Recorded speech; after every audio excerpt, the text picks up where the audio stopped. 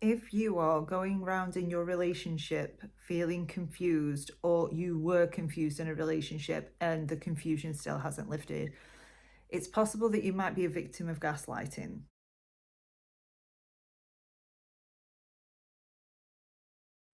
Hi, I'm Amy, and welcome to my channel. Here we discuss spirituality and psychology so you can manifest your relationships.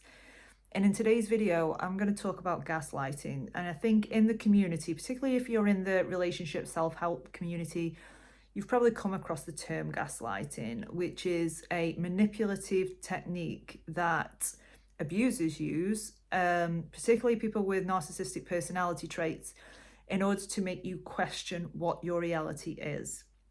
And what this might look like is by telling you that your feelings are wrong, or denying that they'd said something when they had, telling you you'd said something and you hadn't. And these examples are quite widespread, but I want to make this video because what seems to be missed out within the community is the actual devastating effect that gaslighting has on the victim. And if it is that you've been a victim of gaslighting, it isn't just a case of feeling a bit confused. You really don't know top from bottom. You really don't trust what it is that you think, what you feel, what you believe, even to a point, what you see. And this is incredibly traumatic, particularly when you come out of the relationship and you're still feeling confused because you've been conditioned to not believe what your senses are telling you. You've been conditioned to not trust your own intuition. And there are several reasons to this. Number one is that people who gaslight are experts at this. They do this naturally. It's not something that they have to consciously think about to do to you. This comes naturally. They don't have to think about how to gaslight you because it's subconscious. They have learned to do this in order to control, to get what they want. Now, being on the receiving end of this and being on the receiving end of confusion all the time really takes a toll on the victim's self-confidence and self-esteem.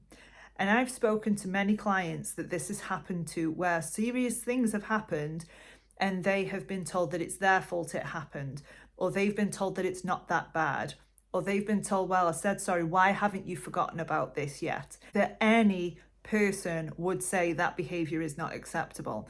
Now, the problem with gaslighting is that you're not usually aware of it until you're out of it. So you could be in a relationship for years and years and years and not realize that this is happening until you've got some space. So if it is that you've just broken up with someone and you feel particularly confused about things, I would definitely recommend going no contact, because no contact is going to be able to give you the opportunity to see things without the rose-colored glasses on. And you might be able to see how this has happened pervasively throughout the experience of the relationship. And of course, when this has happened, ever likely you are going to feel confused. And if it is that you're outside of the relationship and you're still feeling confused, I want you to just become aware of your thoughts and see whether you are actually starting to gaslight yourself. Because this is quite common, that, you might think, oh, well, this is all my fault, or, oh, maybe I shouldn't have said that. And if I hadn't have said that, this wouldn't have happened. Or if I'd have just stayed quiet a bit more, if I'd just not opened my mouth about something, and you start to doubt yourself, you are then gaslighting yourself into believing that this is somehow all your fault.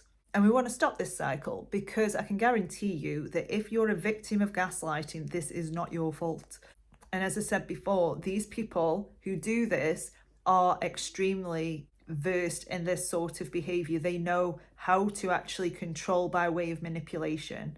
And when you can see this, when you're on the outside of it, you will be able to spot it. But we need to be able to spot it with you as well. Victims of gaslighting tend to feel a lot of shame about the relationship ending. You might find that you are really struggling to regulate your own emotions, that you're questioning your own emotions. Maybe you're saying, well, I shouldn't feel this way, or I did something wrong, or this is all my fault. And we want to stop doing that. So I want you to grab a journal, grab a pen and paper, and actually journal out what your experience of things have been, how you felt, what you thought, and what actually happened, because this is going to be your anchor.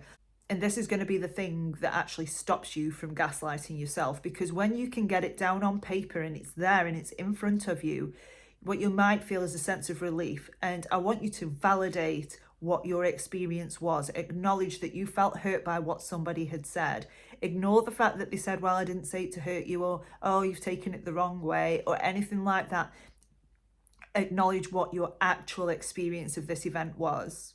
And now that you're in no contact, you are going to be able to do this with all of the events that made you feel confused. The end game of gaslighting is, if you are confused, you're not going to leave somebody, because the people that gaslight are usually people who have narcissistic personality. The end game to gaslighting is to confuse you so much that you don't leave them, because I can guarantee that their fear of abandonment is much bigger than yours, and their need for you is much bigger than your need for them. So what they do is they manipulate you into doubting yourself all of the time so that you don't leave. And when you can see this for what it is, and when you can really see throughout the relationship where this has happened, this is where you're going to get really big breakthroughs, because you can understand that actually this was a manipulation. And this isn't an excuse to beat yourself up more. Don't think, oh my God, I should have noticed this. I thought I was smart. How did I fall for this? It's not that you fell for anything. It was an unfair fight to begin with, because these people cling on to people who are kind, who are empathetic, who are driven, who are to other people's identities, because there is nothing underneath there. They've got the emotional depth of a puddle. So what they do is they cling on to other people's identities and take it on as their own. And you might have noticed, maybe in the relationship where you've said, oh, I really like this, and they've got, oh, I really like that too. Or, I want this as, I want marriage in my relationship, and they've said, oh, I really want that as well. So don't feel like you should have noticed this, because these people are experts at manipulation. So it was never a fair fight to begin with, because when it is that you're a nice person, that you're a kind person, you have good intentions, we assume that everybody else has good intentions. And sometimes that's just not the case.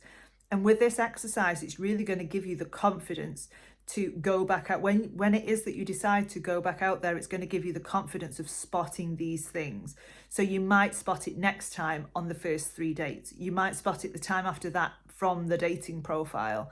So you will be able to spot these things and use this as an opportunity for your own growth, to break those patterns that attracted you to this person to begin with, because this wouldn't have been the first narcissistic person that you've met.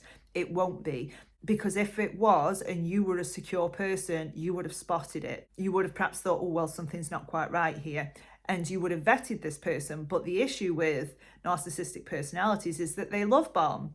They make you feel like you're the greatest thing in the world. And then they start to devalue you, which then makes you work harder to receive their approval.